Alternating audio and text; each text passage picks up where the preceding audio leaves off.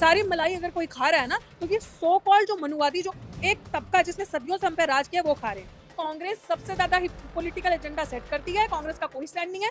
Mister Gandhi जिन्होंने संविधान को एक प्रोडक्ट बनाकर बेचा और पॉपुलैरिटी गेन करी, वो सड़कों पे इस चीज के लिए नहीं निकल के आए। दलित आदिवासियों को सबसे ज्यादा देखने की ये जरूरत है कि आपके संविधान जो आपकी आइडेंटिटी है, जिसने आपको सब कुछ दिया, जिसने आजादी के बाद जब वो उसका ढांचा बना, उसके अंदर जो चीजें लिखी गई, आज उसकी वजह से ये मीडिया है, आज उसकी वजह से डॉक्टर तू बोल पा रही है।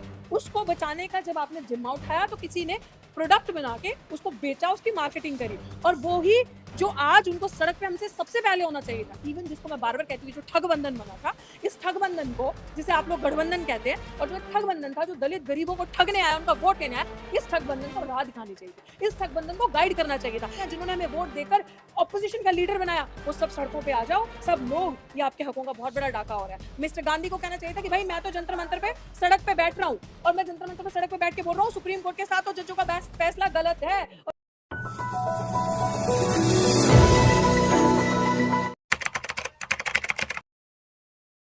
3000 साल वाले पहले छोड़ेंगे या अभी हम लोग फर्स्ट जनरेशन पहले छोड़ेंगे? पहले उनको बोलो जिनके दादा बाबा सब ने कब्जा किया हुआ, पहले उनका दायित्व बनता है कि वो खुद से बोले मैं आरक्षण छोड़ता हूँ।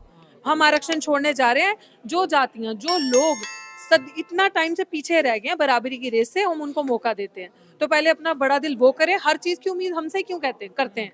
क्योंकि हम संभाले नहीं जा रहे। हम कोई 10-20 लोग जो पढ़ के इस तरीके से आ रहे हैं, सवाल कर रहे हैं, बर्दाश्त नहीं हो रहा। तो पहले जाओ वैदिक आरक्षण छोड़ो। जो तुम्हें मंत्र पढ़ने का, जो धार्मिक ग्रंथ पढ़ने का अधिकार सिर्फ तुम्हें था, स्कूल जाने का, सब चीजों पे, चाहे वो प्राकृतिक संसाधन हो, धरती के ऊपर, धरती के नीचे, सबका तुम्हारा अधिकार था। सो पहले तुम वो सारी चीजें छोड़ो और बोलो कि आज से हम छोड़ रहे हैं, फिर हमसे बात करना। कौन सा 3000 साल के आरक्षण की बात कर रहे हैं? अच्छा, तो मैं मतलब अब मुझे तुम लोगों को बार बार ये चीज समझानी पड़ेगी। मेरा दादा तो मैंने बार बार बताया कि सीजीआई नहीं था, ना बाप था, ना मैं हूँ, मैं तो वहीं बैठी हूँ। ना ही तो मेरे खानदान में उसी टाइम से इतने बीघे जमीनें हैं लोगों के पास, जिनके पास सारे संसाधनों का कब्जा है, जिनको सिर्फ सब चीजें पढ़ने का, लिखने का, चाहे वो कोई रिलीजियस चीजें होगी, चाहे वो सोशली कोई चीज होगी, चाहे वो एजुकेशनली कोई चीज, जिनका सबसे ज्यादा कब्जा था, जिसे हम कहते हैं वैदिक आरक्षण, जिसे वेद ग्रंथ ये बताते थे कि पढ़ने का अधिकार सिर्फ इन जातियों का, बाकी तो सब बस आए हैं टाइम काटने। इन पशु से भी बदतर जिनके साथ हालत होती थी जिनकी।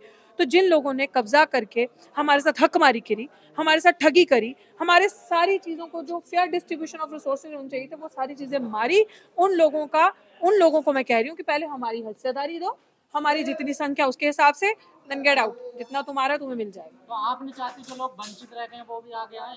अरे अभी आप कहाँ पे आए हैं?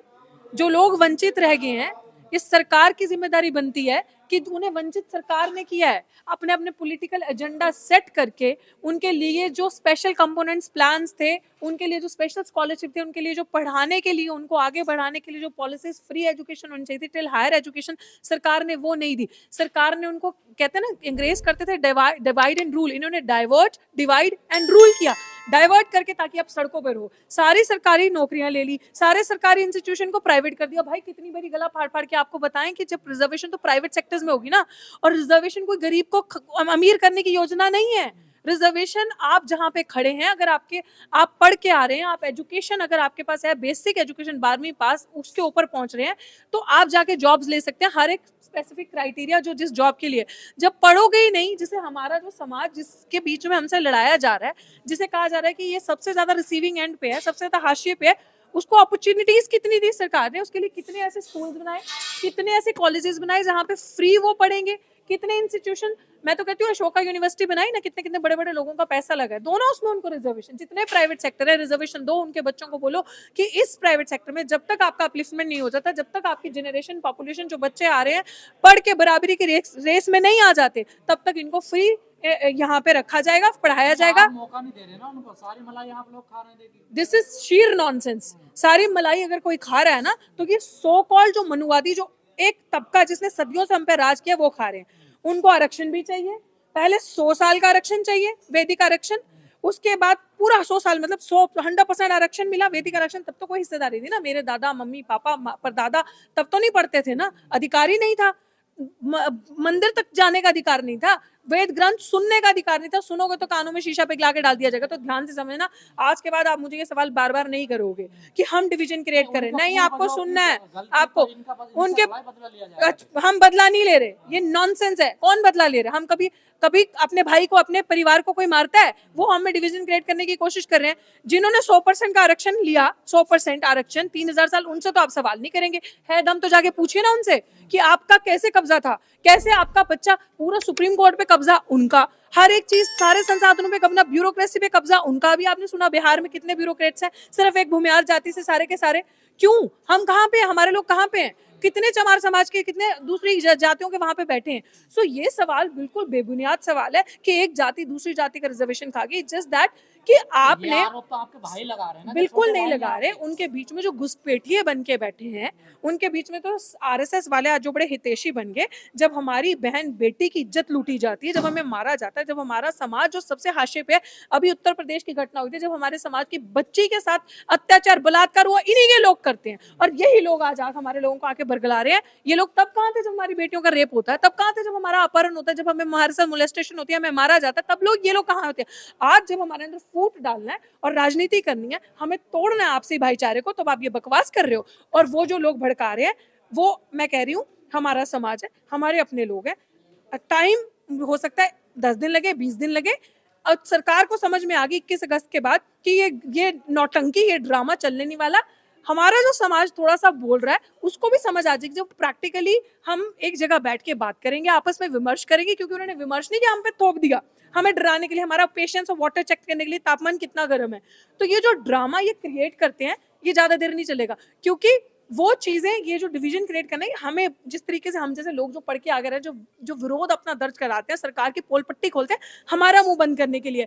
हमारा मुंह तो बंद होने से रहा। मुझ जैसे पता नहीं कितने अलग अलग जगहों पे पड़े हैं। एंड आई थिंक लोग तो लड़ाई लड़ रहे हैं, लेकिन जो आरक्षण का फायदा उठा रहे हैं वो तो बीवी में, टीवी में मस्त हैं, वो तो निकलते नहीं बाहर सड़कों पे। आरक्षण का फायदा जो उठा रहे हैं ना असल मायने में, तो वो जो दलाल, गुलाम, सांसद भाजपा में बैठे हैं ना, वो असली फायदा उठा रहे हैं। उनको बोलो, हिम्मत है, मैं बार बार कहती हूँ, आरक्षण का फायदा मत उठाओ, दूसरे का हक अधिकार मत खाओ, ये सीटें छोड़ो, इस्तीफा दो, अनारक्षित सीटों से लड़ो और बोलो कि जो लोग पीछे रह चुके हैं इस बराबरी की रेस में, वो लोग आए। अब ये आरक्षित सीटों से एमएलए, एमपी, मिनिस्टर लेवल, जो भी जिस लेवल तक जाना है वो बनेंगे, हम नहीं बनेंगे।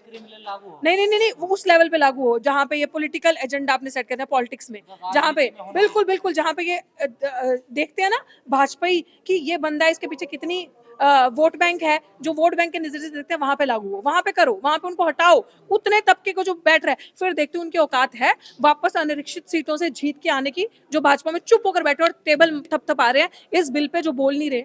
सो इट इज सिंपली, इसको सिंपल भाषा में समझने की जरूरत है। आपके अंदर जो लड़ाई क्रिएट करनी थी, कितना फायदा हो रहा है ना, दो वर्गों को लड़ा के। वो अब कह रहे हैं कि जो ये तबका है वो हिंदू तबका है, ये इसी ने धर्म की रक्षा करी है। एक बाबा उनका बोल रहा है कि जो उनके गुरु हैं वो ब्राह्मण हैं, इस तरीके से। तो ये पूरा एजेंडा पूरे चल पड़े हैं, पूरी तैयारी पे हैं कि किस तरीके से इन दो परिवारों को तोड़ा जाए आपस में, जो कि एक है। बाबा साहेब ने एक होमोजीनियस आइडेंटिटी बनाई थी, जैसे आपने अभी सुना कि क्यों बनाया था। दलित को, जितनी छोटी छोटी जातियों को शेड्यूल्स के अंदर एक जाति बना दिया था, सब शेड्यूल के अंदर की शेड्यूल कास्ट है, ताकि जब आप लड़ो, जब आपका अधिकारों का हनन हो, जब सुप्रीम कोर्ट आपके खिलाफ, सरकार सुप्रीम कोर्ट के थ्रू इस तरीके के फैसले आपके अगेंस्ट सुनाए, तो आप कलेक्टिवली, जैसे 2 अप्रैल 2018 को आए थे, जैसे 5 मार्च 2019 में रोस्टर के आंदोलन पे आए थे, जैसे एब्जॉर्प्शन के आंदोलन में यूनिवर्सिटी के अंदर आप इकट्ठे हुए थे, तो आप इस तरीके से एक कलेक्टिव आइडेंटिटी बन के इकट्ठे और विरोध दर्ज करो। सरकार वो तोड़ना चाहती है, क्योंकि सरकार का ये तो जस्ट एक लेवल है।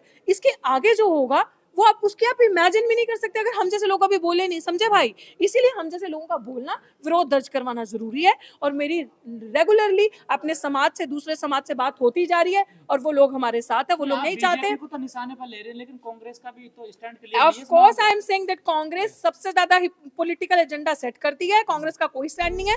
मिस्टर गांधी, जिन्होंने संविधान को एक प्रोडक्ट बनाकर बेचा और पॉपुलैरिटी गेन करी, वो सड़कों पे इस चीज के लिए नहीं निकल के आए। दलित आदिवासियों को सबसे ज्यादा देखने की ये जरूरत है कि आपके संविधान, जो आपकी आइडेंटिटी है, जिसने आपको सब कुछ दिया, जिसने आजादी के बाद जब वो उसका ढांचा बना, उसके अंदर जो चीजें लिखी गई, आज उसकी वजह से ये मीडिया है, आज उसकी वजह से डॉक्टर तू बोल पा रही है, उसको बचाने का जब आपने जिम्मा उठाया, तो किसी ने प्रोडक्ट बना के उसको बेचा, उसकी मार्केटिंग करी। और वो ही जो आज उनको सड़क पे हमसे सबसे पहले होना चाहिए था, इवन जिसको मैं बार बार कहती हूँ, जो ठग बंधन बना था, इस ठग बंधन को, जिसे आप लोग गठबंधन कहते हैं, और जो एक ठग बंधन था जो दलित गरीबों को ठगने आया, उनका वोट लेने आया, इस ठग बंधन को राह दिखानी चाहिए थी, इस ठग बंधन को गाइड करना चाहिए था, इस ठग बंधन को सबसे पहले विरोध दर्ज करवाना चाहिए था सड़कों पे कि भाई सभी दलित, शोषित, वंचित जातियां जिन्होंने हमें वोट देकर ऑपोजिशन का लीडर बनाया, वो सब सड़कों पे आ जाओ, सब लोग, ये आपके हकों का बहुत बड़ा डाका हो रहा है। मिस्टर गांधी को कहना चाहिए था कि भाई मैं तो जंतर मंतर पे सड़क पे बैठ रहा हूं, और मैं जंतर मंतर पे सड़क पे बैठ के बोल रहा हूँ सुप्रीम कोर्ट के 7 जजों का फैसला गलत है और इस फैसले के अगेंस्ट मैं हूं, और ये फैसला सिर्फ डिवीजन करने का है।